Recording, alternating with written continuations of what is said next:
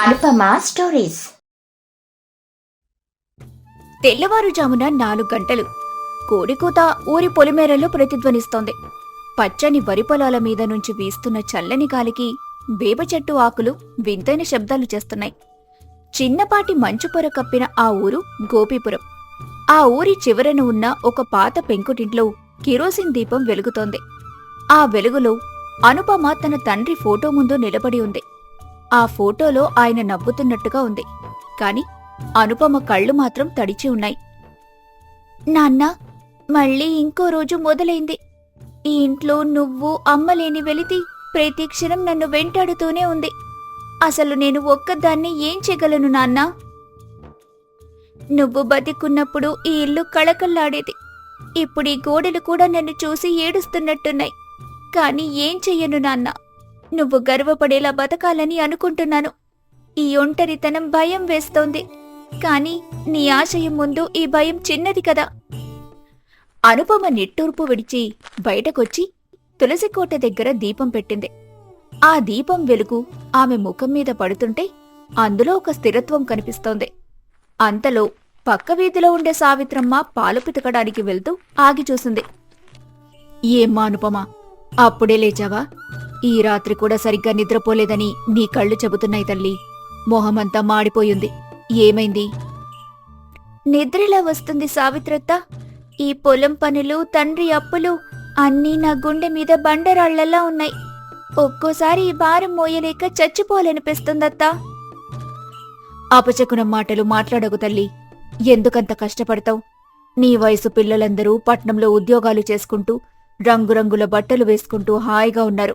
నువ్వేమో ఈ బురదలో ఎండలో ఎందుకు నలిగిపోతావు? నీ చేతులు చూడు ఎంత మొద్దుబారిపోయాయో. నా అన్నయ్య మట్టిని నమ్మి బతికాడత్తా. ఆయన శ్వాస ఈ పొలంలోనే ఉంది. ఆయన ప్రాణం పోయినా ఈ భూమిని మాత్రం వదల్లేదు. ఇప్పుడు నేను కూడా వదిలేసి పట్నం వెళ్ళిపోతే నా అన్న ఆత్మ క్షమిస్తుందా? ఆ మట్టి తల్లి నన్ను ఏమనుకుంటుంది? నువ్వు చెప్పేది నిజమే. కాని ఒక ఆడపిల్ల ఒంటరిగా ఈ పల్లెటూర్లో ఎన్ని ఎకరాల పొలం సాగు చేయటమంటే సామాన్యమైన విషయం కాదు కదమ్మా. ఈ ఊరి జనాలు ఏం మాట్లాడుకుంటున్నారో తెలుసా? ఆడది నాగలి పడితే ఊరికి అరిష్టం అంటున్నారమ్మా. ఆ అరిష్టం నాన్న చనిపోయినప్పుడే మొదలైందత్తా. ఇక పోయేదేముంది? కష్టమని తెలుసు. కాని కష్టపడకపోతే గమ్యం ఎలా చేరుతాం? ఎవరైనా ఏదైనా అనుకొని నేను నా పని చేస్తాను. అనుపమ పొలానికి బయలుదేరింది. గాలిలో తడిమట్టి వాసన వస్తోంది. దారిలో ఊరి రచ్చబండ దగ్గర మనుషులు కూర్చొని మాట్లాడుకుంటున్నారు. వారిలో ఊరి పెద్ద మనిషి రాజయ్య ఒకడు. అనుపమను చూడగానే ఆయన పిలిచాడు. అనుపమ, ఆగమ్మ కాసేపు. నీతో ఒక ముఖ్యమైన విషయం మాట్లాడాలి. ఊరికే వెళ్ళిపోతే ఎలా? చెప్పండి రాజయ్య గారు. పొలానికి నీళ్లు పెట్టాలి. ఆలస్యమవుతోంది. మా పొలం దగ్గర ఎవరో కాలువను అడ్డుకున్నట్టున్నారు. ఇంకా ఎన్నాళ్ళు ఈ తిప్పలు పడతావు తల్లి? నీ తండ్రి చనిపోయి 2 ఏళ్లవుతోంది. ఆయన చేసిన అప్పులు తీరడం లేదు సరికదా, వడ్డీలు పెరుగుతున్నాయి. నువ్వు ఇలాగే ఉంటే నీ ఇల్లు కూడా వేలం వేయాల్సి వస్తుంది. జాగ్రత్త. ఆ అప్పులు నేను తీరుస్తానని మీకు ముందే చెప్పాను కదా రాజయ్య గారు. నా మీద మీకు నమ్మకం లేదా? ఎలా తీరుస్తావు? ఈ ఎకరం పొలంలో పండే పంటతోనా? అది కూడా సరిగ్గా పండుతుందో లేదో తెలియదు. చూడనుపమా, పక్క ఊరి వాళ్ళు వచ్చి మన పొలాల దగ్గర ఫ్యాక్టరీ పెడతామంటున్నారు. నీ భూమి అమ్మేస్తే నీ అప్పులు పోతాయి. పైగా నీకు పట్నంలో ఉండడానికి డబ్బులు వస్తాయి.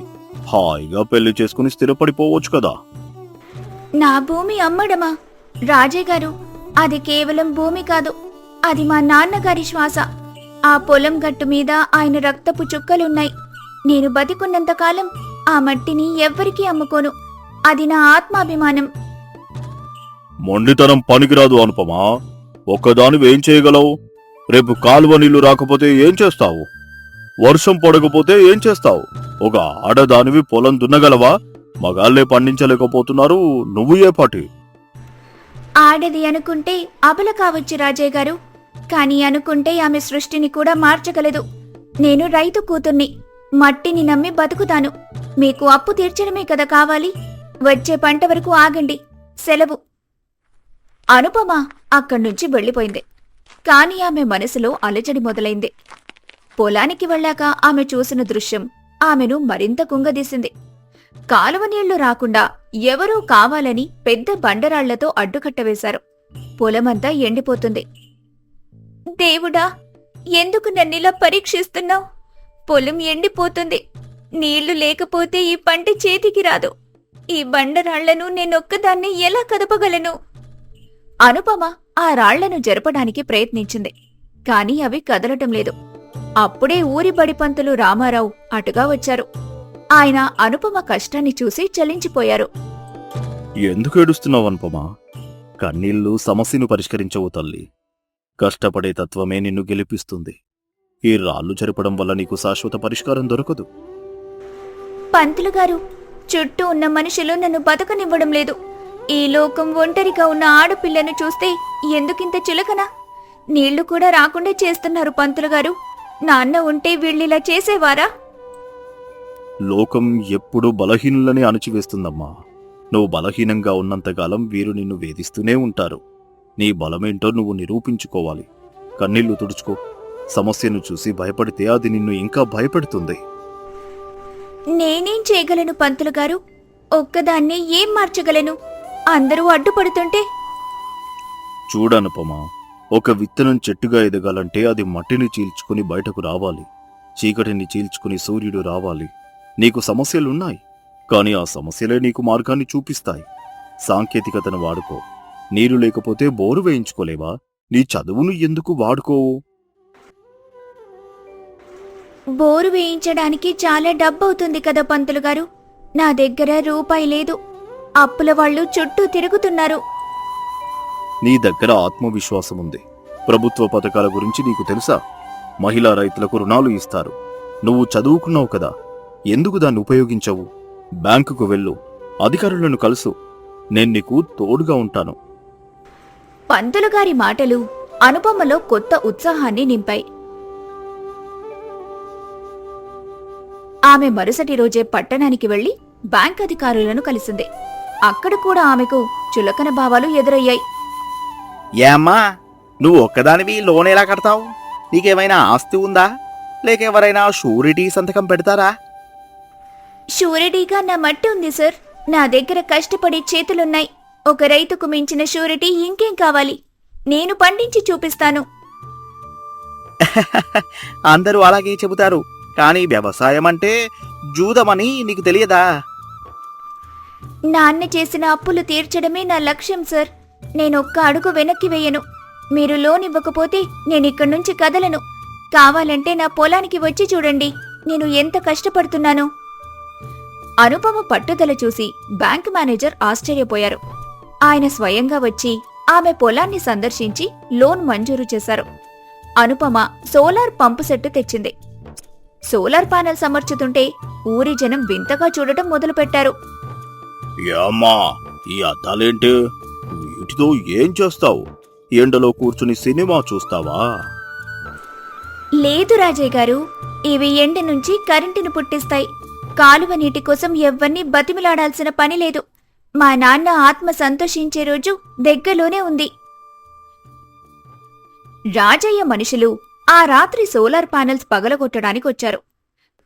అనుపమ అప్పటికే పొలం దగ్గర కాపలా కాస్తోంది. ఆమె పెద్ద కట్టె పట్టుకుని వారి ముందుకొచ్చింది.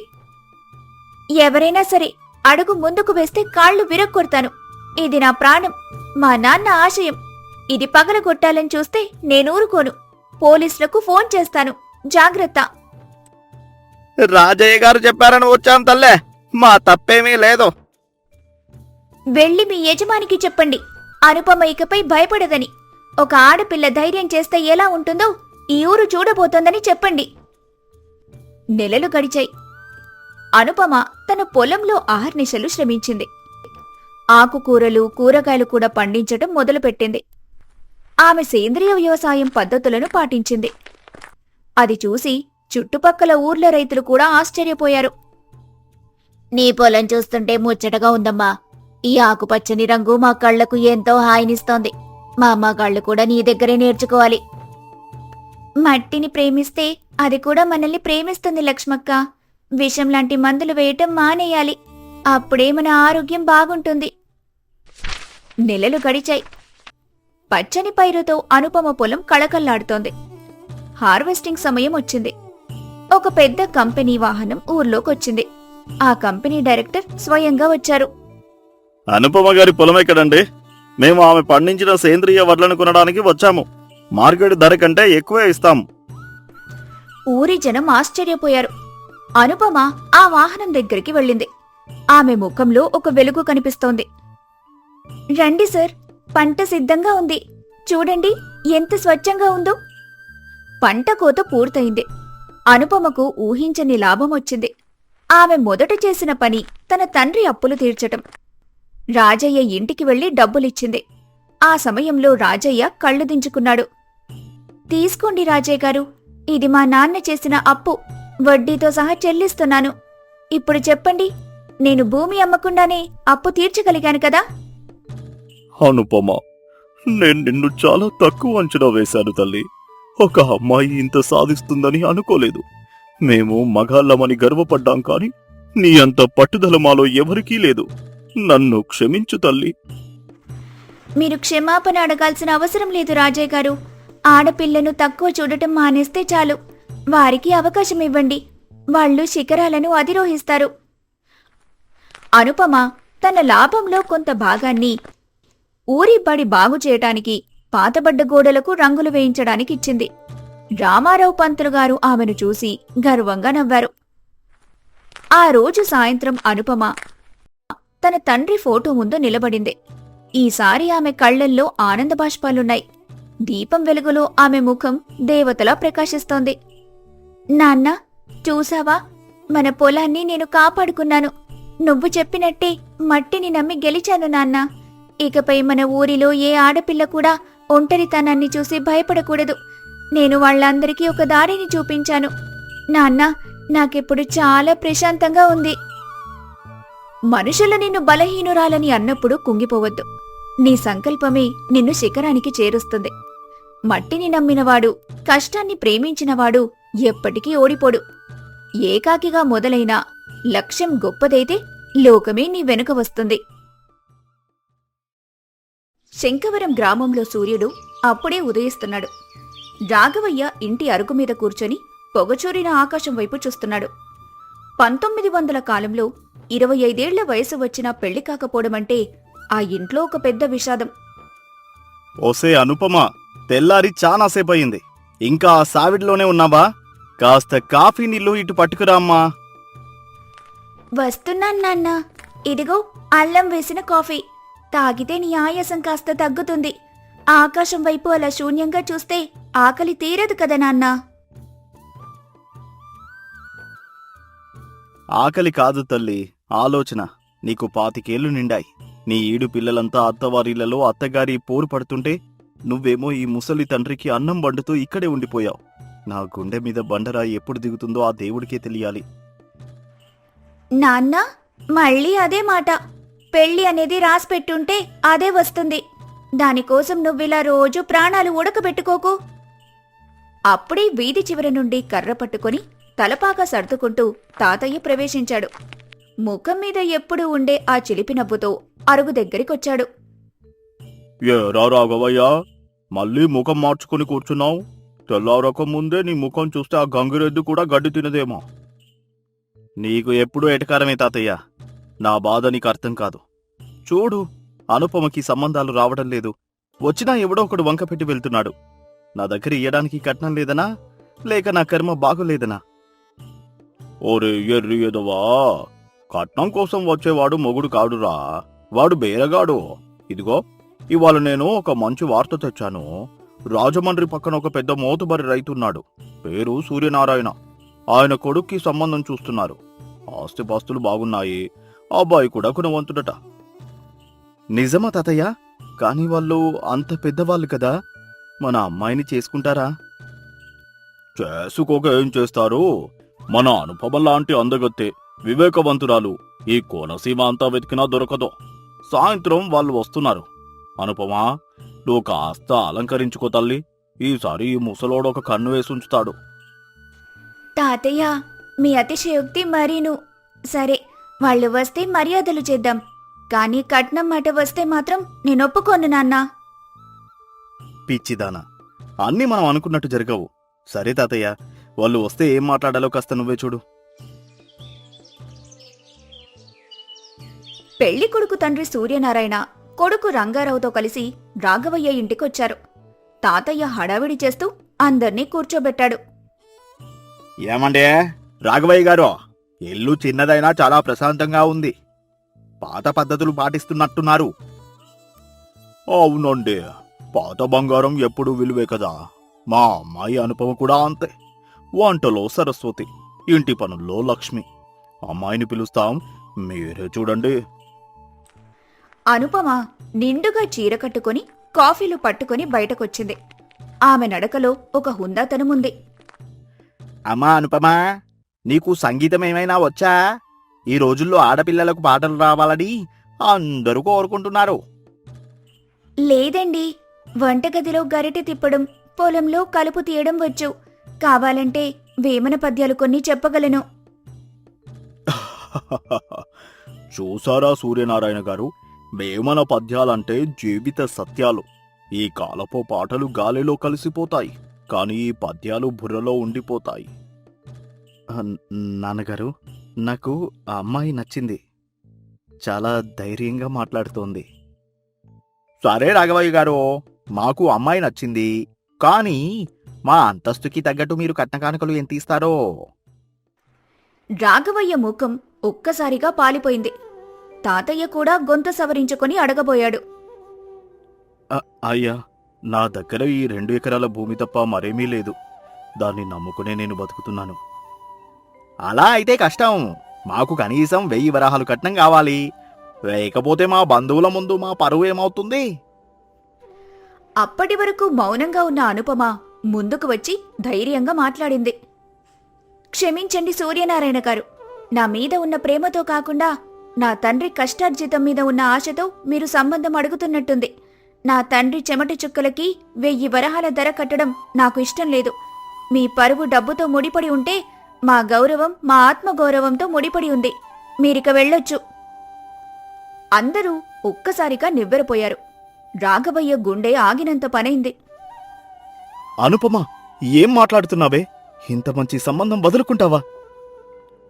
ఆగు రాఘవయ్య, అమ్మాయి చెప్పింది 100% నిజం. సూర్యనారాయణ గారు, మీరు మనుషుల్ని కాదు బంగారాన్ని వెతుక్కుంటూ వచ్చారు. దయచేయండి. అవమానంతో సూర్యనారాయణ రంగారావు వెళ్లిపోయారు.